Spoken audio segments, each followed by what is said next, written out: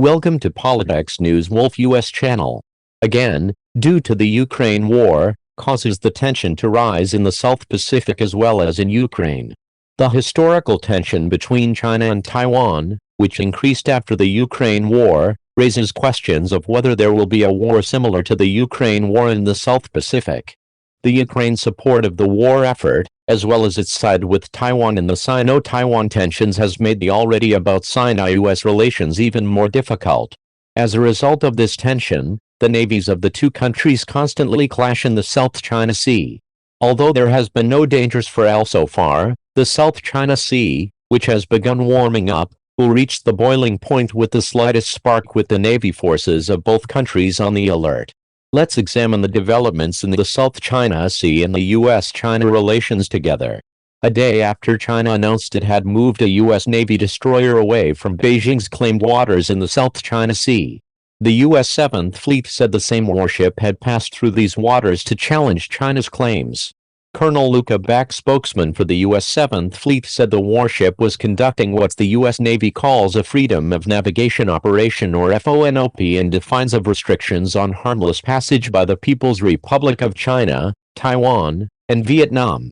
All three claim the Parasols, a group of about 130 small AOLs known in China as the Shoes, the largest of which is home to Chinese military bases.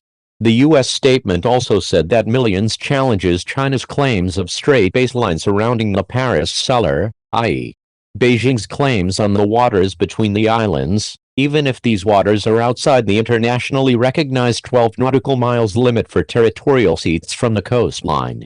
China claims that nearly all of the vast South China Sea is part of its territorial waters, including many remote islands and bays in the disputed body of water, many of which Beijing has militarized besides Taiwan and Vietnam.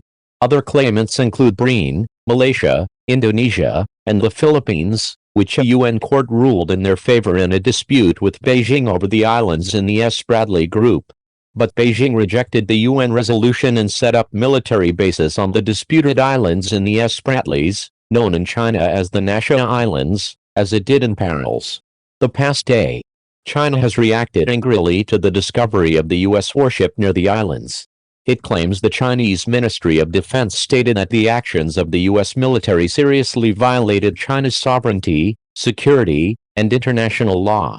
The ministry said that the guided missile destroyer USS Milius has re-entered China's Shia territorial waters without the approval of the Chinese government, undermining peace and stability in the South China Sea. Beijing claimed that Milius was driven away from Paris by People's Liberation Army forces, which had been forcibly described by the U.S. 7th Fleet. Beijing has made similar claims after other FONOPs. The U.S. regularly conducts around Paris and Spratlys in the south. Parasols is located east of Darren, Vietnam, and south of China's Hainan Island. Beijing regularly makes statements that any U.S. Navy operation in the South China Sea shows that any U.S. Navy operation is exacerbating tensions and undermining the security of the region, with Washington and its naval presence on the waterway. The area around Paris was the site of a tense encounter between a Chinese fighter jet and the U.S. reconnaissance plane in February. Washington then and now has shown consistency in its statements regarding South China Sea operations. In a statement released yesterday, President Biden said that, like many presidents before him, operations demonstrate that the United States will fly, sail, and operate wherever international law allows, regardless of the location of the overseas claims and current events. In recent years, the South China Sea has emerged as a major potential flashpoint in the Asia-Pacific. The strategic waterway not only has vast resources such as fish, oil, and gas, but also about a third of global shipping, according to the China Power Project. We're talking about 3.4 trillion inches revenue in 2016. China also conducts regular military exercises in much of the South China Sea, and maintains large numbers of Coast Guard and fishing vessels in disputed waters, often escalating tensions with other claimants in the South China Sea. So what exactly is China aiming for? After 3 years of largely self-imposed isolation on the global stage, China aims to step up its diplomatic, offensive, and regain lost ground. While doing all this, it hardens its public stance against its superpower rival the USA. Beijing's new Foreign Minister Chen Ging, announced that Chinese diplomacy has pressed the acceleration button, referring to the country's recovery from the pandemic and the resumption of international trade. This access will be supported by a 12.2% increase in the Chinese government's budget for diplomatic spending. This year, China reduced its diplomacy budget by 11.8% in 2020 before a slight increase of 2.4% in 2022.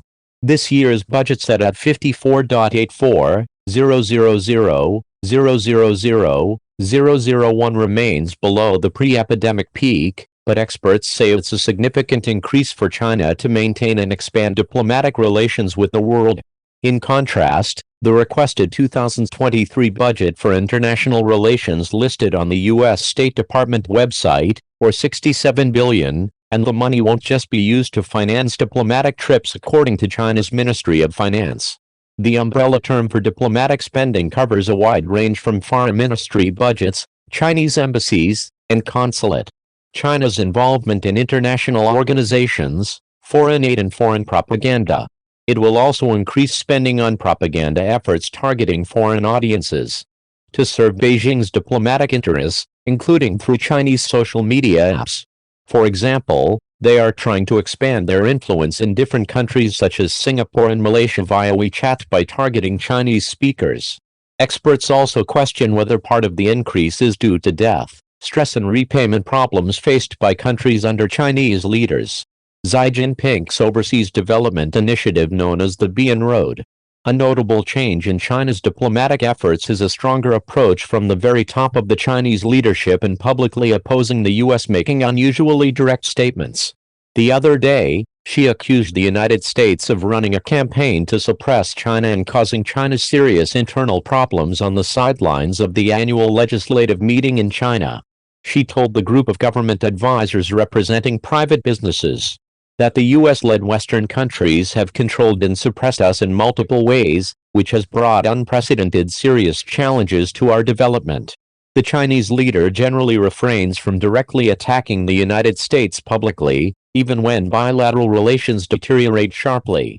When making critical comments about Washington, he usually only mentions Western countries or some developed countries. Xi's harsh rebuke of U.S. policy was echoed by Foreign Minister Chen, who said that U.S. competition with China was essentially a game of containment and suppression and a zero-sum life and death.